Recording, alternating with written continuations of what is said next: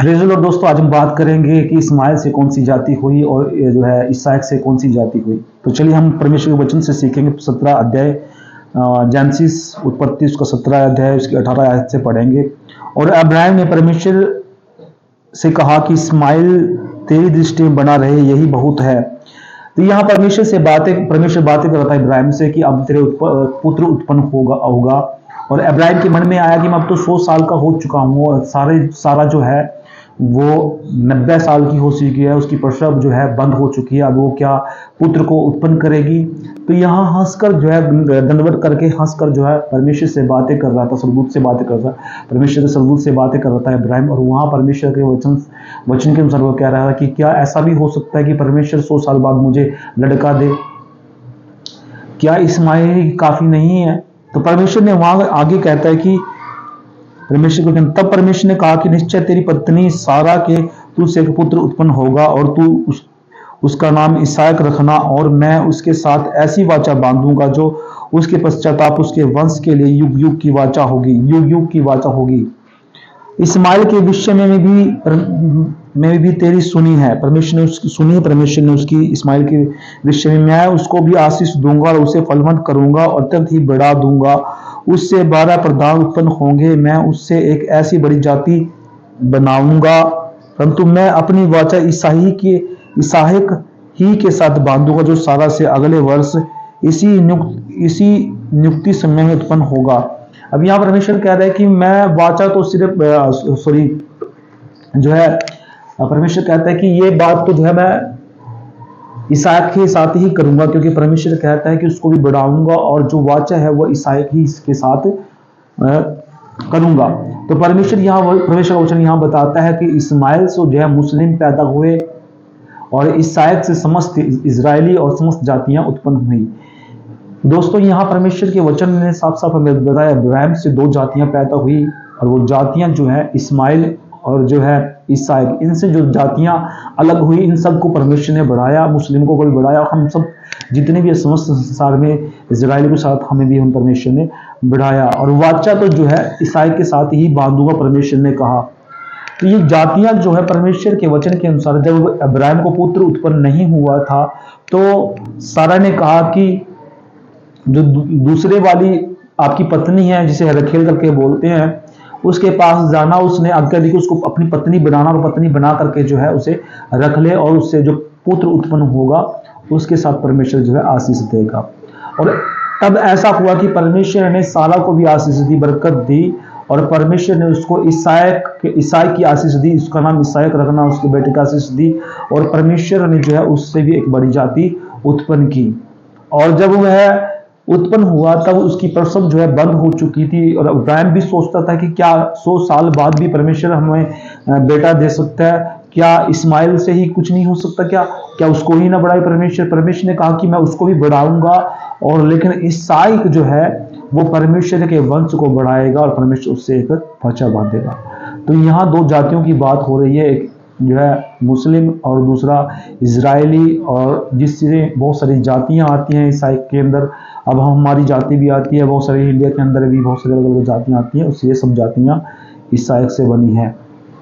यहाँ परमेश्वर का वचन कहता है कि इसहाक जो है परमेश्वर की वाचा के अनुसार उसके द्वारा बहुत से राजे उत्पन्न हुए, बहुत से राजा और राजाओं ने राज्य भी किया, और बहुत सारी जातियां जो उसके साथ बनी, और परमेश्वर की महिमा ऐसे ही चलती रही। और अब्राहम जो है सोचता था कि क्या ऐसा भी हो सकता है, लेकिन परमेश्वर ने करके दिखाया।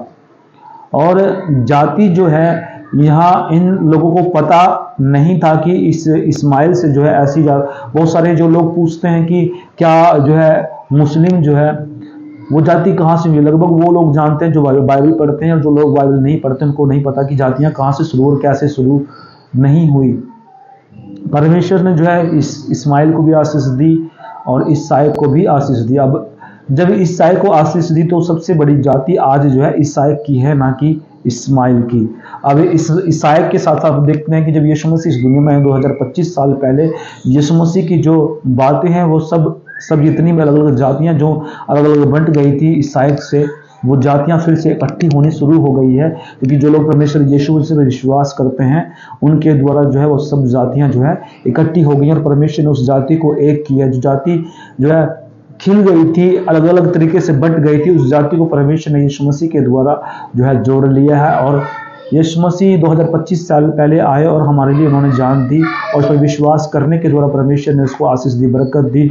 आज हम सब इकट्ठे हैं और परमेश्वर का कार्य कर रहे हैं, और परमेश्वर की महिमा के अनुसार जो है हम बातें कर रहे हैं, और परमेश्वर ने हमें सबको आशीष दी।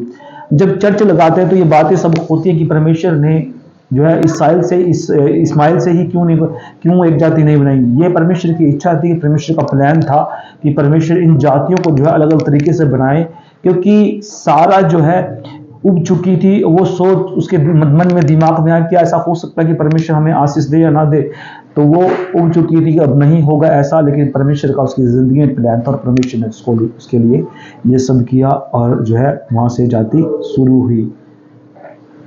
और जिस प्रकार परमेश्वर ने उसके साथ वाचा बांधी, परमेश्वर ने उसके वंश को बहुत बढ़ाया, एक किनके के समान बढ़ाया।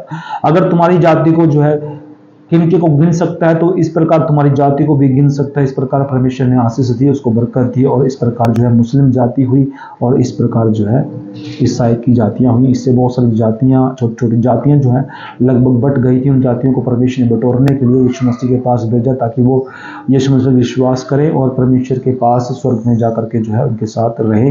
परमेश्वर का प्लान था, परमेश्वर की योजना थी। जैसे हम भजन संहिता में पढ़ते हैं कि मैं तुझे दीर्घायु से तृप्त करूंगा और किए हुए उद्धार का दर्शन दिखाऊंगा। परमेश्वर ने आप सबको आशीष दी है, बरकत दी है। जैसे कि परमेश्वर ने कहा कि ईसाई को मैं सबसे ज़्यादा प्रेम करता हूँ, ईसाई से मैं वाचा बांधूंगा और उसके साथ ही मेरी वाचा बंधी रहेगी। और वहाँ पे हम देखते हैं इन जातियों का जो है परमेश्वर ने इनको बढ़ा करके जो है ऊंचे स्थान पर रखा, और परमेश्वर ने सबको आशीष दी। और हमने पिछली वीडियो में बात की थी खतना के बारे में। उससे पिछली वीडियो में हम बात की थी कि परमेश्वर के 100 साल बाद जो है परमेश्वर ने उसको बेटा दिया। तो ये तीनों टॉपिक और हमने परमेश्वर के वचन के अनुसार हम बात की। और आज ये टॉपिक जो हमारा कि परमेश्वर ने 2 जातियों को यहाँ उत्पन्न किया, लगभग आप लोगों को पढ़ना है कि जेनेसिस उसका 17 अध्याय उसकी 15 से आप 18 तक पढ़ सकते हैं। 18 से जो है आप 19 तक भी पढ़ सकते हैं। परमेश्वर ने इस चीज़ में आप लोगों को बताया कि ये 2 जातियाँ कैसे उत्पन्न हुई। और लगभग जितने भी लोग बाइबल को पढ़ते हैं उन लोगों को मालूम है कि ये जातियाँ कहाँ से शुरू हुई, ये जातियाँ कहाँ ख़त्म होगी। अब एग्जाम्पल मैं बताता हूँ कि यीशु मसीह ने इन जातियों को एक करने के लिए 2025 साल पहले परमेश्वर ने अपने आप को बलिदान कर दिया। क्रूस पर वो मारे गए, गाड़े गए, मुर्दों में से तीसरे दिन जिंदा हुए। और जो यीशु मसीह विश्वास करता है वो ईसाई की जाति में जो है शामिल होगा, और वो जो है उद्धार जो है यहूदियों के अंदर आया। और यीशु मसीह ने यहूदी जाति के अंदर जो है जन्म लिया और आकर के जो है हम सबको इकट्ठा किया। उसमें चाहे इस्माइल की जाति के लोग हो, ईसाई की जाति के लोग, सब जो विश्वास करेंगे वही उद्धार पाएंगे, छुटकारा पाएंगे। अब जो पुरानी वाली बातें हैं वो बीत गई हैं, अब नई समय की बातें चल रही हैं।